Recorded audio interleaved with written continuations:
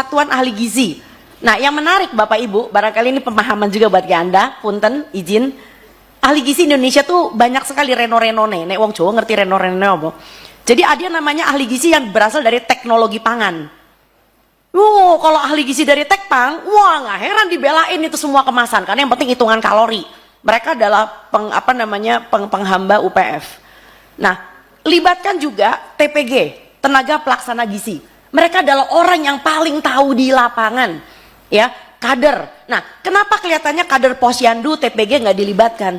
Karena BGN udah tahu pasti bakal dikuyok-kuyok. Karena apa? Iki panganan opo iki, ya kan? Lowong susu isinya dudu susu isinya gula tok itu ya, pasti dikuyok-kuyok. Ya jelas mereka nggak dilibatkan daripada merugikan, ya kan? Kontraproduktif. Nah, bicara tadi Bu Neti mengatakan list SPPG yang bagus dan tidak bagus. Bu, sulit Bu, karena mereka tidak terbuka. Kita jangan tahu. Nah, yang saya tahu yang bagus Anda boleh follow ya. Itu yang namanya SPPG Bener Purworejo. Bener Purworejo tuh oke banget. Karena ya dia suka nanya sama saya. Tapi mereka juga kejebak akhirnya. Kenapa? Karena ketika di menu kering, mereka kejebak dengan Promina. Mereka kejebak dengan susu ibu hamil. Sampai ada warga yang nanya ke saya, "Dok, saya punya satu lemari loh. Karena saya kalau minum susu ibu hamil kayak muntah." Itu kalau dihitung tuh berapa juta itu. Nah, yang menarik adalah selalu pertanyaan Bapak Presiden kepada Pak BGN, Kepala BGN adalah, udah berapa banyak dapurnya? Udah berapa banyak orang yang terima? Dia nggak tahu bahwa yang terima itu ada juga yang kejet-kejet gitu loh ya. Nah, berikutnya lagi adalah kita harus merevisi panduan. Kalau panduan BGN masih tertulis ada makanan kering, ada susu formula lanjutan, yang nggak heran SPPG menyediakan itu, ya. Sampai ada ketua tim menggerak PKK, salah satu ibu camat dan ibu bupati yang kenal baik sama saya, itu mengatakan, "Dok, gimana dok? Saya ibu bupati, tapi kalau aku nggak ngikutin, aku dikuyok-kuyok nanti ini, karena panduan BGN kayak gitu." Lah, panduannya mesti direvisi. Nah, bicara tentang pentahelix, untuk mengungkit, untuk mengubah cermin malnutrisi di Indonesia, kita kenal yang namanya pemerintah, kita kenal yang namanya masyarakat, kita kenal yang namanya media, kita kenal yang namanya akademisi dan pakar. Akademisi nggak didengar Pak, masuk kuping kiri keluar kuping kanan, kalian aja nggak didengar kan sebagai perwakilan rakyat. Nah, yang kelima, pelaku usaha. Wah, iki gonge gitu. Nah, si pelaku usaha sebetulnya bisa kita libatkan, jangan salah. Saya main sama pelaku usaha, tapi tolong BGN atau MBG jangan dijadikan etalase jualannya dia.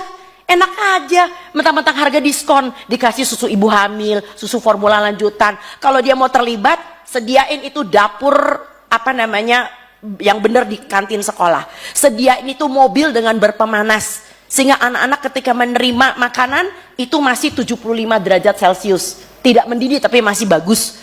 Ya, coba Anda cek di belahan dunia sebelah mana, food tray itu disusun, diikat nganggo tali rafia gitu. Mesano itu khas Indonesia itu loh.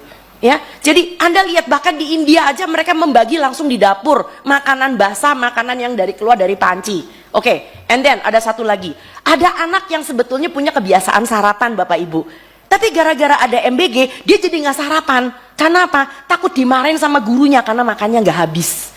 So, jangan melihat dari satu sisi anak yang tidak sarapan loh. Ada anak yang kebiasaannya bagus, udah sarapan, malah jadi nggak jadi sarapan. Dan yang berikutnya lagi adalah pikirkan tenaga SPPG yang sudah direkrut.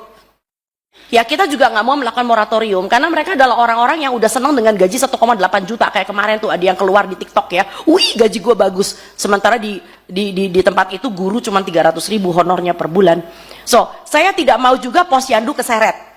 Karena sekarang udah kelihatan nih, Posyandu mulai keseret, saya udah bilang. Karena apa? Karena mereka sudah mulai membagi susu-susuan yang berasa-rasa, mulai membagi biskuit-biskuit. Nah, satu hal lagi adalah yang lebih penting, tolong bedakan rekomendasi dari kritik. Saya pengen pemerintah kita itu dengar ini rekomendasi, karena kita semua sayang bangsa ini. Kita cinta bangsa Indonesia, apapun warna kulit kita, apapun bentuk mata kita. Kita adalah orang Indonesia. Tapi tolong, semua yang sifatnya ingin mendukung dengan suatu ide-ide tertentu, jangan dianggap sebagai kritik. Jadi berasanya kayak the super body yang selalu benar. Itu sebabnya kenapa mereka tidak melibatkan Posyandu, tidak melibatkan TPG, tidak melibatkan dan sebagainya. Bicara tadi Mas yang mengatakan tentang UPF yang masih bisa diterima. Barangkali saus tomat masih bisa diterima kali ya. Kecap masih bisa diterima kali ya, tapi bukan yang namanya saus tiram masih bisa lah dikit-dikit lah ya, itu kan UPF juga. Tetapi tolong jangan biskuit, jangan roti kemasan. Dan tadi menarik bahwa salah seorang yang mengatakan bahwa Indonesia itu kekurangan makan sayur dan buah. Bapak Ibu, dari Survei Kesehatan Republik Indonesia 2024, Anda tahu jumlah orang Indonesia berapa persen yang kurang makan sayur dan buah? Saya sebutin angkanya biar kejet-kejet. 96,5%. Ini adalah tanah air yang kaya. Varian sayur dan buah terbanyak di seluruh daerah tropis ada di negeri ini. Tapi Anda bikin anak-anak Anda makan bakmi, anak-anak Anda makan spaghetti, requestnya adalah burger. This does not make sense at all.